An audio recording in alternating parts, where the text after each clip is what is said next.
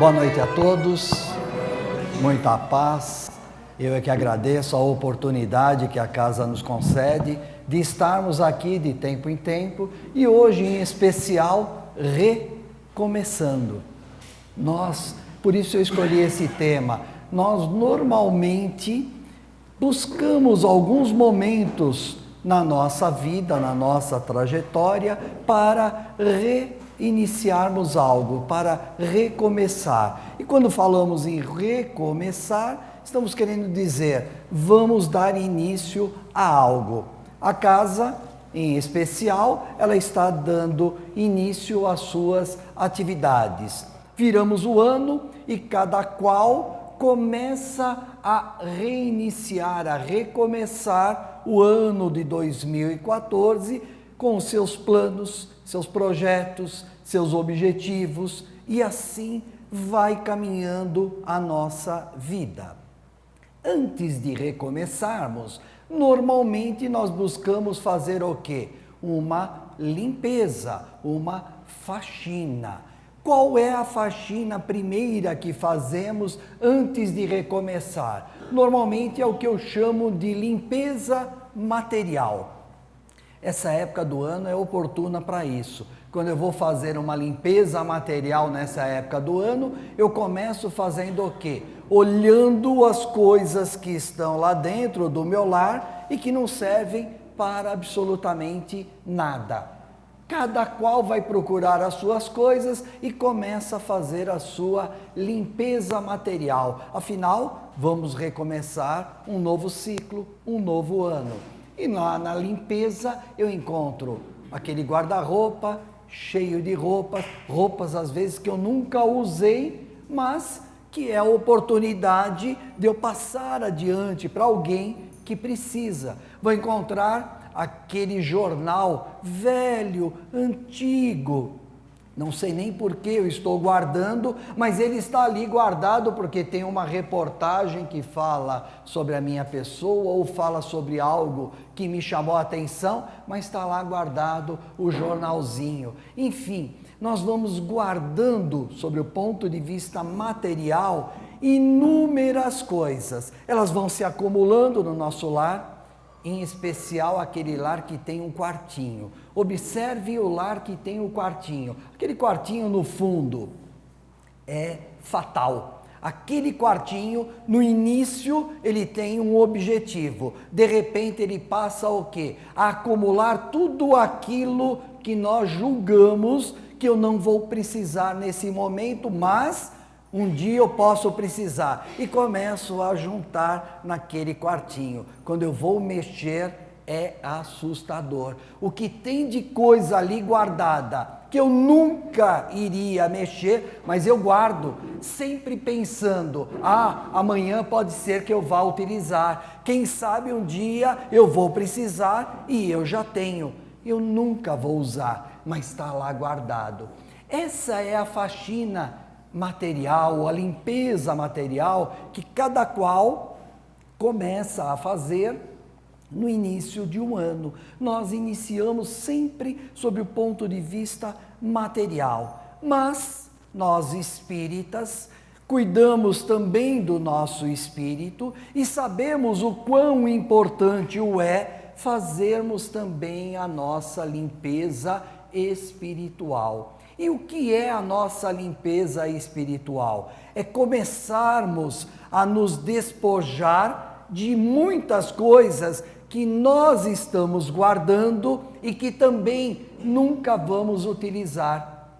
É o rancor, é a angústia, é o remorso, tudo isso nós vamos guardando e isso vai exatamente como naquele quartinho material da nossa casa, vai se juntando a outros remorsos, a outras mágoas, e nós vamos acumulando inúmeras coisas que nunca vamos utilizar. Vamos apenas trazer algo como uma carga a mais na nossa caminhada. É como se nós estivéssemos juntando uma bagagem desnecessária. Portanto, quando falamos em iniciar algo, em recomeçar algo, Iniciamos fazendo limpezas, iniciamos desenhando projetos de vida. O que eu espero para esse novo momento? O que eu pretendo fazer?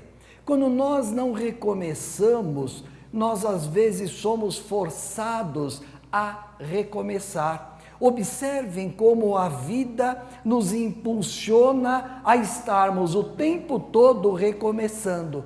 Recomeçar não é no final do ano, recomeçar é a vida que vai nos oportunizando eu estar me reciclando. De que maneira?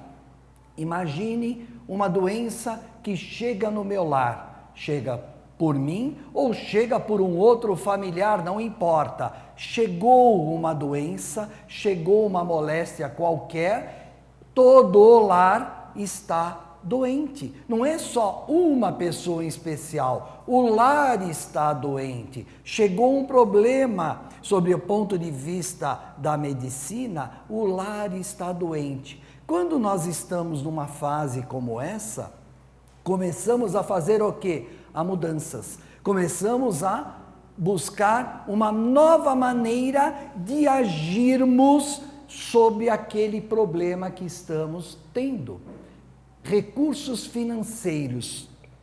Há um problema no lar com recursos financeiros. Eu sempre gosto de falar de recursos financeiros, por quê? Porque vivemos um momento em especial, né? Que é o momento do consumo. E o momento do consumo, ele faz com que o recurso financeiro seja algo importante para nós darmos uma paradinha. Eu tenho um problema de recurso financeiro no meu lar, todos do lar passam a ter o problema e, portanto, todos têm uma oportunidade de recomeçar, repensar os seus valores, repensar como eu estou agindo, repensar como que uma roupa, por exemplo, está me tratando. A roupa nos trata muito mal. Acredite no que eu estou dizendo. Sabe quando ela nos trata mal? Quando nós decidimos ir a um shopping, por exemplo, e olhamos a vitrine, eu observo a vitrine e ali tem uma roupa. Olha como é sedutora a coisa. E aquela roupa, ela tem um jogo de luzes em cima. Eu olho para aquela roupa e ela começa a falar comigo. Ela começa a falar. Primeira coisa que ela fala para nós: eu fui feita para você. Olha, imagina você vestindo essa roupa. Você começa a dialogar com a roupa, mas você, por alguma razão ou outra, é firme na sua posição e fala: não vou levar. Eu tenho muita roupa, não tenho necessidade, não vou levar. Passa um tempo, você volta, ela está lá, continua lá, e ela fala de novo para você: eu sou sua, venha me buscar. E eu vou, eu não aguento, eu vou. É uma impulsividade natural nossa, é o consumismo que eu me referia. Eu vou lá e pego aquela roupa. Como eu vou pagar, eu não sei, mas eu pego aqui. Aí dou cartão, cheque, enfim, tem um monte de formas, mas eu pego aquela roupa. Se eu vou usar ou não vou usar, não importa, ela vai lá para o meu guarda-roupa. Se eu não for usar, quando eu fizer a faxina, eu vou dar para alguém que vai usar. Mas eu levei aquela roupa. Olha como é que é o ciclo nosso. Eu levo sem pensar se eu preciso, se realmente aquela roupa fica bem em mim.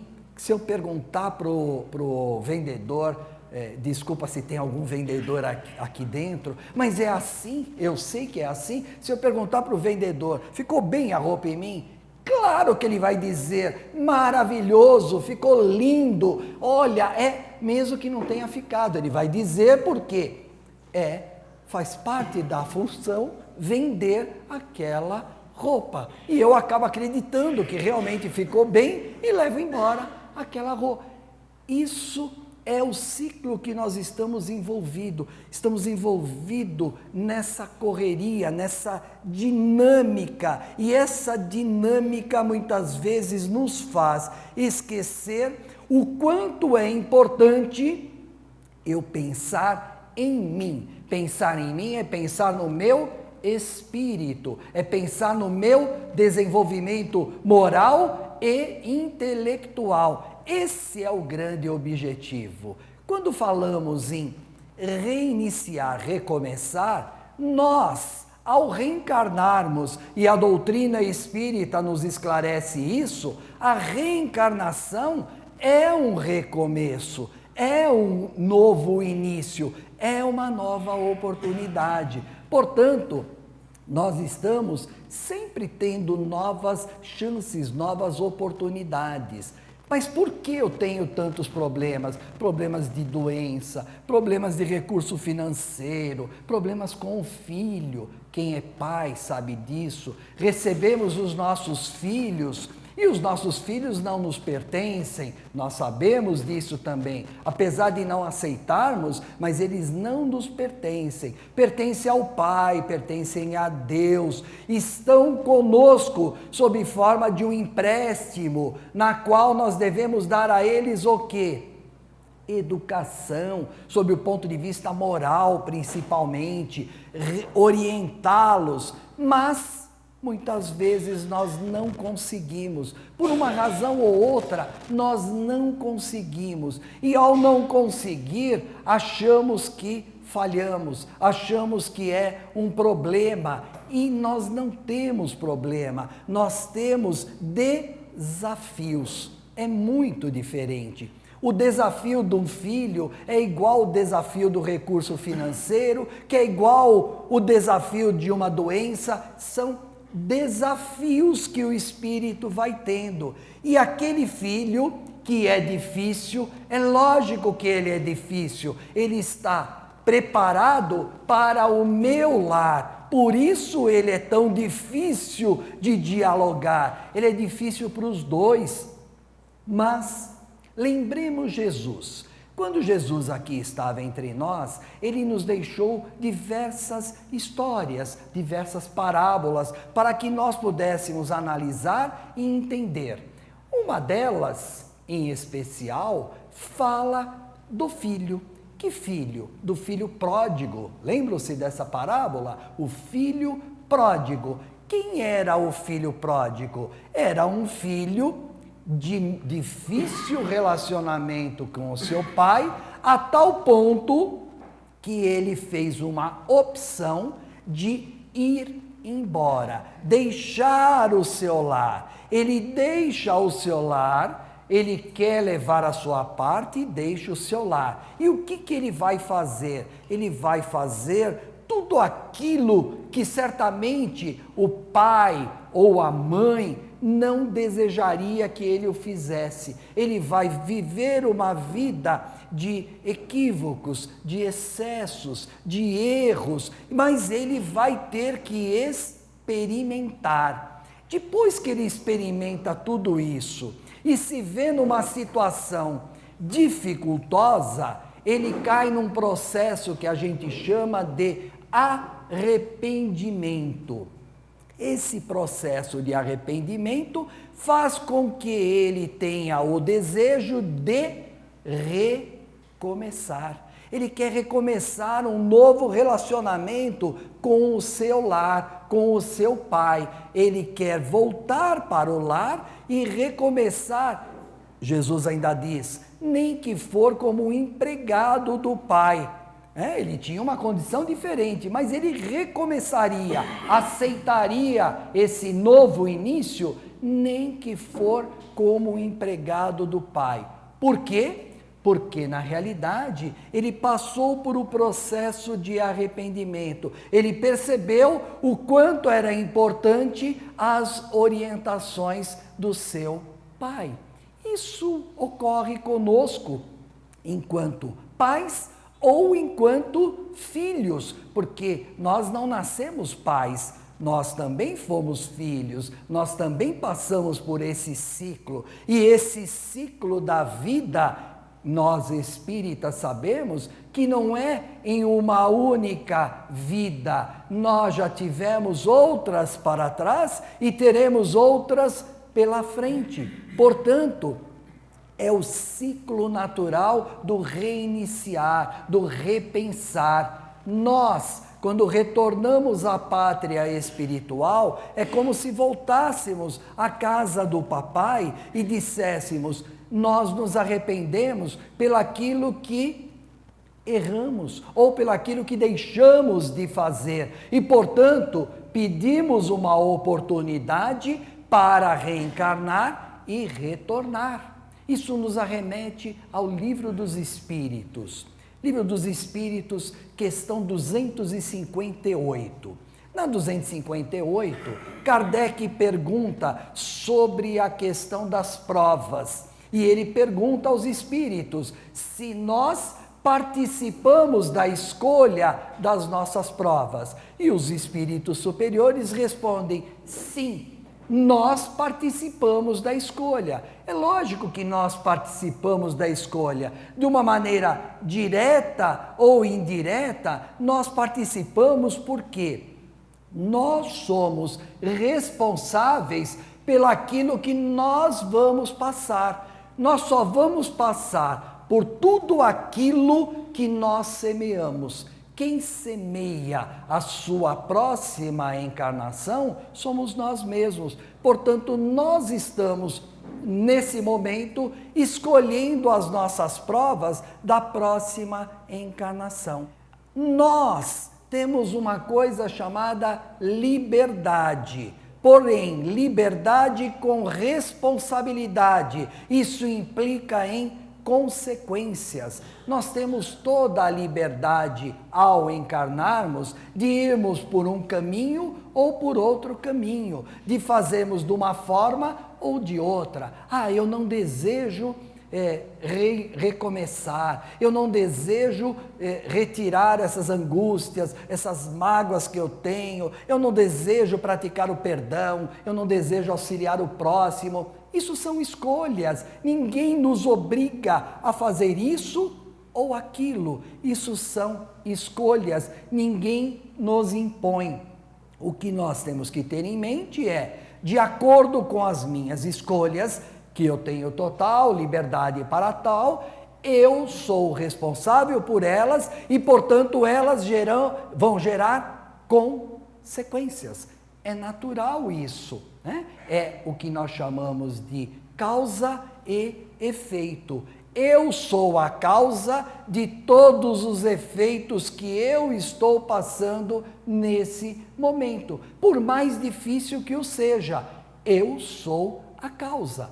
É isso que os espíritos responderam. E aí eles complementam dizendo que Deus, que é Senhor da bondade, há de nos conceder novas oportunidades para recomeçar. Eles usam exatamente essa expressão, para recomeçar. O que é as oportunidades para recomeçar, se não reencarnar novamente e recomeçar? O que nós podemos avaliar como sendo importante é: eu sei que eu vou ter outras oportunidades, mas eu não preciso ficar esperando-as. Eu posso já, nesse momento, falar: eu vou buscar um novo caminho, eu vou fazer diferente, eu vou traçar outros objetivos. Não adianta também querer traçar objetivos vultuosos que eu jamais vou conseguir alcançar, mas eu tenho que ir traçando objetivos, passo a passo. É uma caminhada. Quando falamos em Deus, quando falamos no nosso Pai, no Criador, sempre nos arremete a pensarmos em justiça. Tem 5 livros na doutrina espírita, que é os livros básicos. Na pirâmide, lá em cima, é o Livro dos Espíritos, que eu já mencionei, uma perguntinha ou duas dele apenas, mas é o nosso livro básico, é o Livro dos Espíritos. Depois nós temos embaixo dessa pirâmide que eu desenhei aqui mentalmente, nós temos 4 outros livros também de enorme importância para a base de toda a doutrina. Quais sejam? Nós sabemos, é o Evangelho segundo o Espiritismo, é o Livro dos Médiuns, é o céu e o inferno e é a Gênese. São esses os livros. Eu gostaria de destacar, já que estamos falando em Deus, em oportunidade, em problemas, em reiniciar, eu gostaria de aproveitar hoje e destacar um desses livros. Chama-se O Céu e o Inferno, cujo título não é apenas O Céu e o Inferno. Ele está colocado assim: O Céu e o Inferno, ou, coloca-se assim, ou a justiça divina segundo o Espiritismo. Portanto, nós vamos tratar da justiça divina. Esse livro, para quem é advogado, não é o meu caso, mas para quem é advogado, eu diria que é uma verdadeira peça de direito. Por que ele é uma peça de direito? Porque ele vai nos mostrar toda a trajetória da justiça de Deus, como que ela se dá. Tudo isso está contido nesse livro. E quando eu falo, eu não vou falar muito do livro, até para não estragar a curiosidade de vocês lê-lo. Eu recomendo que vocês devam ler. Eu vou dar um esboço dele apenas para aguçar a curiosidade de vocês. Leiam esse livro sobre esse aspecto jurídico. Não aquele aspecto jurídico, quando eu me lembro dos tribunais lá romanos, onde as peças de direito ali, ou as regras de direito, ficavam subordinadas ao quê? Ao império, ficavam subordinadas às colocações do poder. Não é nesse sentido. Digamos que é uma peça jurídica, um tribunal. Esse livro é um verdadeiro tribunal, ele está dividido em duas partes, aonde eu diria para vocês que é uma peça socrática. Por que socrática? Porque o tempo todo o juiz vai ficar perguntando. Durante esse livro, o juiz não vai parar de perguntar. A primeira parte do livro são tratados fatos. A segunda parte desse livro vem as testemunhas. Olha que interessante que ele é. Isso é uma divisão que eu estou fazendo apenas para ir aguçando. Quando eu trato de fatos, fatos são as maneiras pelo qual cada um de nós pensa, raciocina, age, a humanidade de modo geral. Depois as testemunhas, sabem quem são as testemunhas? São espíritos. Então a segunda parte do livro, quem for ler, ali é dedicado a espíritos que vêm dizer como que ele se encontra nesse momento na pátria espiritual, tendo ele feito ou cometido determinado erro, determinado equívoco. Por isso que a gente chama de testemunhas. Eles vêm testemunhar a condição deles e o caminho que eles percorreram sobre a ótica de já espírito, já estando na pátria espiritual. Os fatos é o dia a dia, é a forma como nós pensamos, é a forma pelo qual nós agimos. O livro nos mostra que tem 3 maneiras básicas da humanidade pensar. Uma das maneiras são as pessoas que pensam sobre a ótica do que eu chamo de o nada, é o nadismo. Eu diria que esse livro, ele antecipa em aproximadamente um século uma filosofia que surgiu na França, muito propagada por Sartre, Jean-Paul Sartre, que é a filosofia do existencialismo. Eu diria que nesse livro, Kardec e os espíritos antecipam esse pensamento em aproximadamente um século. Um século antes eles já falavam que a humanidade poderia ou pensaria dessa forma. O que é o nada? O nada é o materialista. O nada é a forma de pensar que eu vou nascer, vou ocupar um corpo e quando morrer, acabou. Não tem aquela famosa frase Do pó eu vim, para o pó retornarei. Essa é a filosofia do nadismo, essa é a filosofia do existencialismo. É uma filosofia voltada muito para a percepção do nada, da angústia. A vida é uma angústia, ou seja, eu vou viver, eu vou passar por inúmeras dificuldades que nós mencionamos, eu vou morrer e acabou. Do pó eu vim, para o pó retornarei, alguma coisa nesse sentido.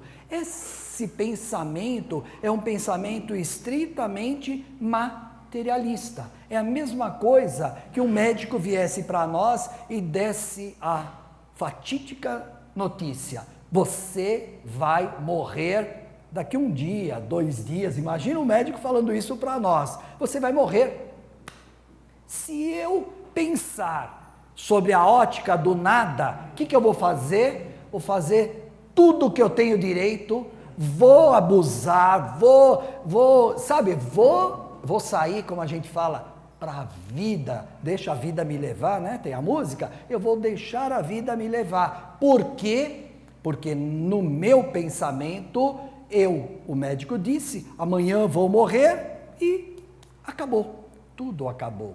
Mas eu sou espírita, e como espírita, se o médico falar isso para mim, se o médico falar isso para alguém da minha família, mesmo que esse alguém da minha família esteja num estágio terminal, coma, qualquer coisa que o valha, eu jamais permitirei pensar sobre a ótica do nada. Qualquer momento, para nós espírita, é importante. Esse momento é importante, tudo é importante, eu não posso deixar passar. O médico disse que eu tenho um dia, se o médico acertar, porque o médico não é Deus, mas se ele acertar no seu diagnóstico, ok, eu vou aproveitar esse um dia para tentar agregar o máximo possível de desenvolvimento moral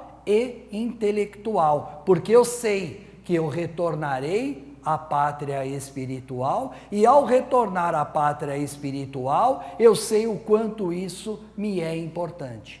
Perceberam? Eu estou abrindo a primeira parte do livro. Ao abrir a primeira parte do livro, perceberam o juiz fazendo perguntas? Sabe quem é o juiz que faz as perguntas na primeira parte? Nós somos o juiz. Não tem nenhum juiz lá no livro. Tem os fatos, mas eu disse a vocês, o juiz vai ficar perguntando o tempo todo. Lógico, o juiz vai perguntar, e o que vai acontecer comigo? Como que eu vou viver? Para onde eu vou? O que vai ser de mim? É o juiz perguntando. O juiz é a nossa consciência. Esse é o tribunal, esse é o juiz. Não é um juiz que vai estar vestido com uma toga nos julgando. Absolutamente. O juiz somos nós. Vou pensar sobre essa ótica? Vou raciocinar sobre a filosofia existencialista ou do nada, do nadismo? Ou vou raciocinar como um espírita? A escolha é minha. Eu faço a escolha e, portanto, eu caio na causa e eu sou o efeito. Uma outra forma que é mencionada no livro, tem mais detalhes o livro, obviamente, mas eu não vou dá-los porque até pelo tempo. Depois tem uma outra forma de pensar da humanidade, que é o panteísmo. Que vem a ser o panteísmo? É mais ou menos, quando eu ouço as pessoas falarem, na grande alma do universo. O panteísmo significa que não existe o individualismo de cada um de nós. Nós temos um corpo físico, nós temos um espírito, o corpo físico morre, o espírito retorna para Deus. Voltamos todos e nos unificamos em Deus, a grande alma do universo, quando a gente escuta falar. Isso é o panteísmo. Teve um filósofo, até antes de Kardec, chamado Baruch Spinoza. Spinoza foi um filósofo que conseguiu desvendar esse panteísmo, que eu chamo de panteísmo clássico, onde tudo volta para Deus, ou seja, morri, eu volto para Deus e acabou.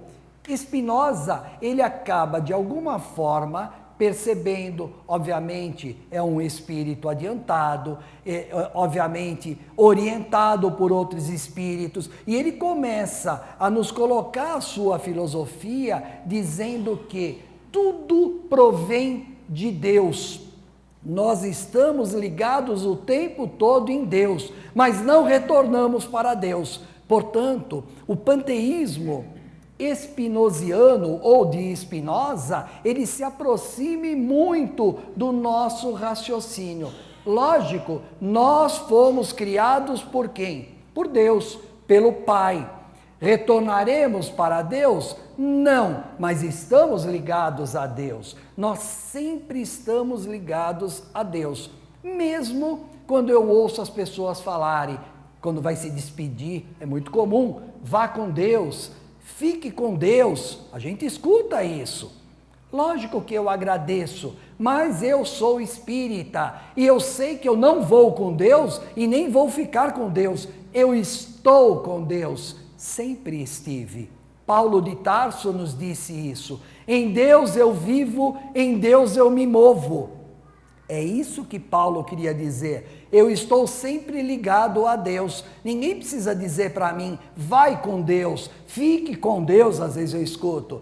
Deus está comigo como está para com todos. Não tem exceção.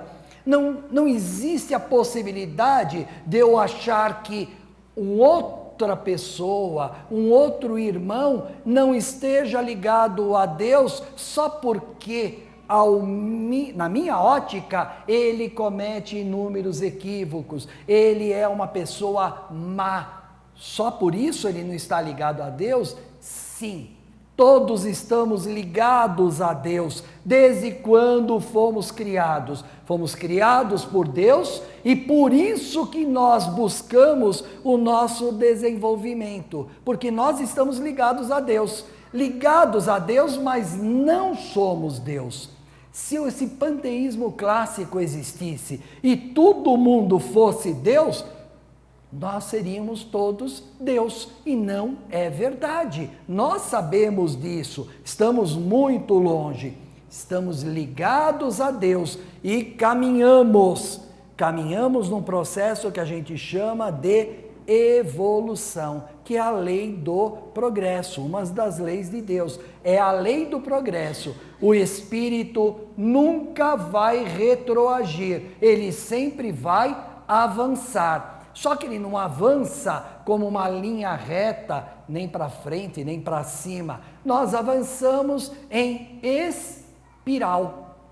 Esse é o segredo, avançamos em espiral, e essa espiral, uma espécie de mola, ela pode ser mais larga ou mais estreita, depende de nós. Então o caminho a percorrer, todos nós vamos percorrer e estamos percorrendo, assim como diz o Livro dos Espíritos, do átomo ao arcanjo.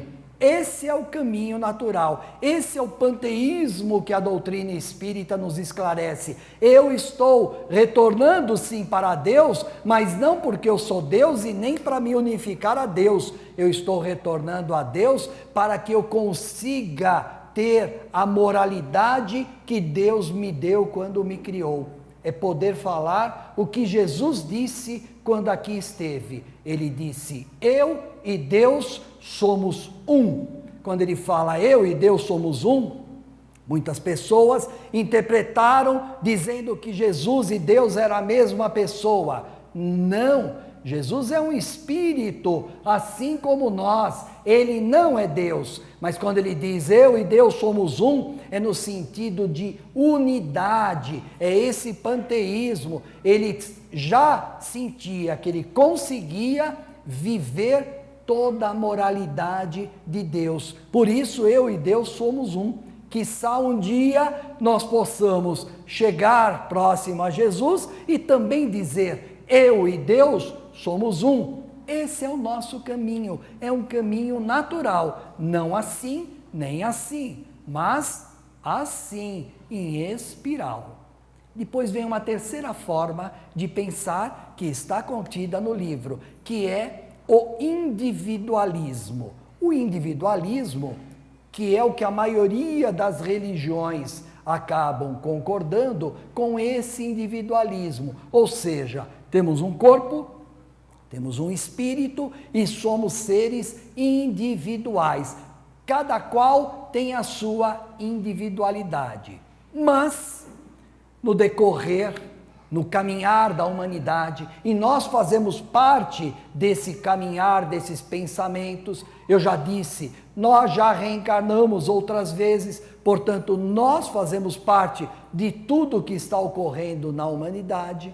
Nesse transcorrer, nós começamos a pensar nessa individualidade, mas não numa individualidade que possa reencarnar, mas numa individualidade que vai ficar em algum lugar parado, estacionado. E aí o homem criou então a figura do céu. Só que ele não sabia aonde estava o céu. O que ele fez? Apontou para cima. O céu está em cima. Os muçulmanos, com muito respeito a eles, dizem que temos 9 céus. A teologia cristã fala em 3 céus, sendo a teologia cristã, que é a grande maioria, né? O que ela fala? Ela fala que nós temos o primeiro céu, onde estão as nuvens, o ar. O segundo céu estão os astros, e o terceiro céu estão os santos. Os santos, os anjos, os arcanjos, é o terceiro céu, né? Então, eles dão uma escalonada, e aí dizem que, quando eu morrer, eu posso, se eu for uma pessoa boa, ir para o céu. E acabou. E depois, o que eu vou ficar fazendo lá? Vou ficar tocando, né? Muito respeito ao início aqui, mas esse início, tocar aqui, era no aspecto de nos dar o quê?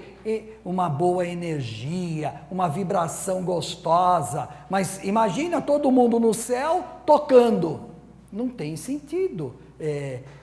Para nós espírita, que pensamos o espírito precisa progredir, ele não pode ficar ali paradinho no céu. Aí então criaram. E as pessoas más? Vai para onde? O mal vai para o inferno. E aí materializamos o inferno. Nós criamos a materialidade do inferno. De que maneira materializar o inferno? Dando sofrimento a ele. Como sofrer? Pelo fogo. Aí criamos o fogo, criamos as figuras, Satanás, não sei o quê, que é o chefe lá do inferno. Nós fomos criando. Os próprios teólogos, entre eles, não se alinham para dizer, mas aonde é o inferno? Alguns falam, é no centro da terra. Então, eu vou morrer, meu espírito vai ficar no centro da terra, ali queimando. Ou vamos para um outro planeta, e lá naquele planeta é o inferno. Todos esses pensamentos, céu, inferno, como se a Terra fosse o centro de todo o universo. E a própria ciência já está aí, nos provando que a Terra não é o centro de todo o universo. Portanto, esse pensamento, além de não ser condizente com a ciência, não é condizente com o pensar da doutrina espírita. O espírito não pode ir nem para o céu, nem para o inferno. O espírito retorna à pátria espiritual para preparar-se para reencarnar de novo e para progredir. Na medida que vai progredindo, lembremos Jesus, há muitas moradas na casa do meu Pai. Na medida que eu vou progredindo, eu não preciso mais necessariamente reencarnar neste planeta. Eu posso reencarnar em outros planetas e assim eu vou desenvolvendo o meu espírito. Esse é o pensamento da doutrina. Depois, os teólogos, aí já com o passar do tempo, para ajustar as coisas, e esse é um pensamento comum, que nós convivemos com eles, para ajustar a questão de céu e inferno, criar outros dois locais, o limbo e o purgatório. O limbo para ajustar a questão das crianças, porque a criança que morre enquanto criança, ela não fez nem bem, nem mal. Se ela não fez bem, não pode ir para o céu. Se ela não fez mal, não pode ir para o inferno. Vai para onde? Vai para o limbo, criar um local. Ou o purgatório. O purgatório é onde eu fico purgando os meus débitos. E Kardec, nesse livro, O Céu e o Inferno, ou A Justiça Divina, ele fala que o que mais nos aproxima desse pensamento é o purgatório, porque ele faz uma analogia, dizendo que o purgatório é como se fosse o nosso planeta Terra. Nós estamos purgando. Sempre que reencarnamos, estamos no purgatório. Por que estamos? Porque estamos vivendo provas e expiações. Isso é o purgatório que ele acha que mais se aproximou com esses pensamentos dos teólogos cristãos. Portanto, o purgatório equivaleria a falarmos: eu reencarnei na Terra. Isso até que a doutrina espírita aceitaria como uma possibilidade de eu me imaginar evoluindo, crescendo. E assim vamos passando. E às vezes olhamos para a vida e falamos: como que eu estou na vida? A vida está passando por mim ou eu estou passando por ela? Como que eu estou em relação à vida? Cada encarnação é uma nova vida. Como que eu estou em relação a ela? E eu queria destacar um poema que eu gosto muito de Mário Quintana, não sei se vocês gostam, mas tem um poema dele, de um livro chamado Esconderijos do Tempo. Nós vivemos dizendo que não temos tempo. Nós não temos tempo. Não temos tempo para nada.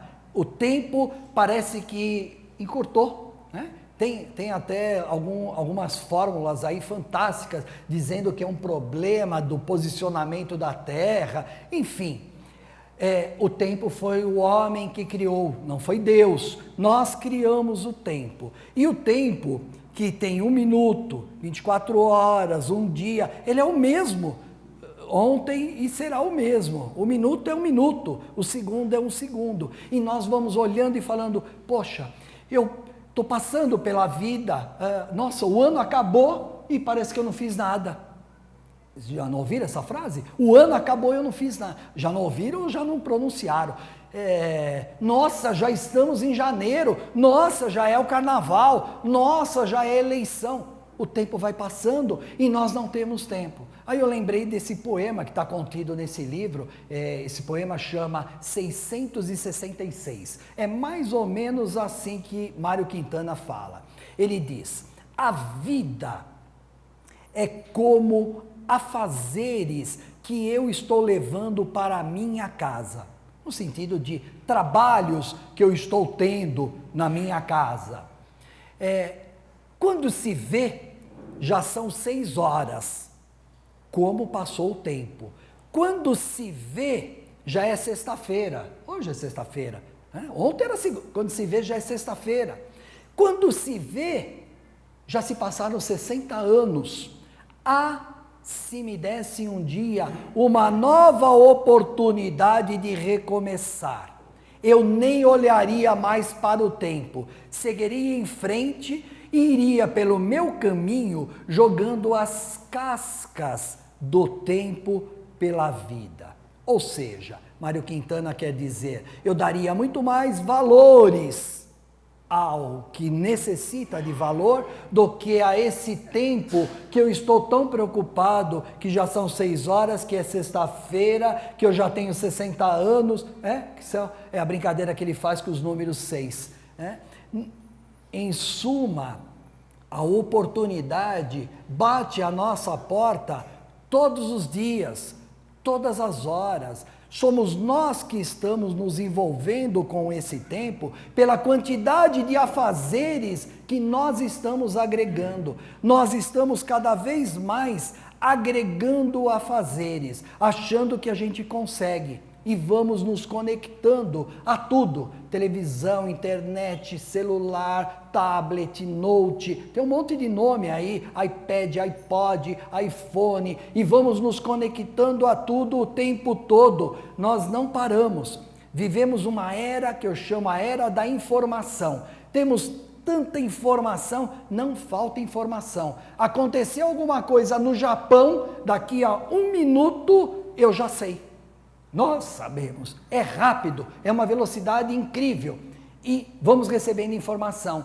Não sabemos nem o que fazer com tanta informação. Não dá tempo de ler tanta informação. Não dá tempo, por isso que a gente não tem tempo. Nós não temos tempo de parar para conversarmos e jogar uma prosa fora, sentarmos com a nossa família e falar, vamos conversar. Como foi o seu dia hoje? Não dá tempo porque eu tenho que assistir o jornal, depois vem a novela, depois vem o jogo de futebol, depois eu tenho compromisso, não dá tempo de ler o livro. O Eduardo falou do livro, qual o nome do livro mesmo? Não dá tempo.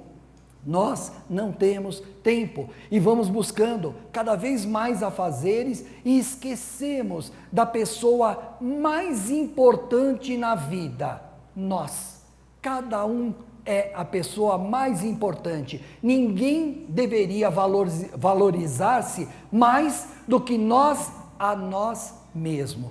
O convite bate à nossa porta todos os dias. É Jesus dizendo, eu sou o caminho. Quando tivermos uma dúvida, Ele é o caminho. Eu não sei se eu devo pensar sobre a filosofia tal, sobre panteísmo, eu não sei se eu devo pensar nesse individualismo. Pensemos em Jesus. Pensar em Jesus é pensar no caminho correto que há de nos levar a cada um ao Pai. Muito obrigado a todos, muita paz e um grande recomeçar.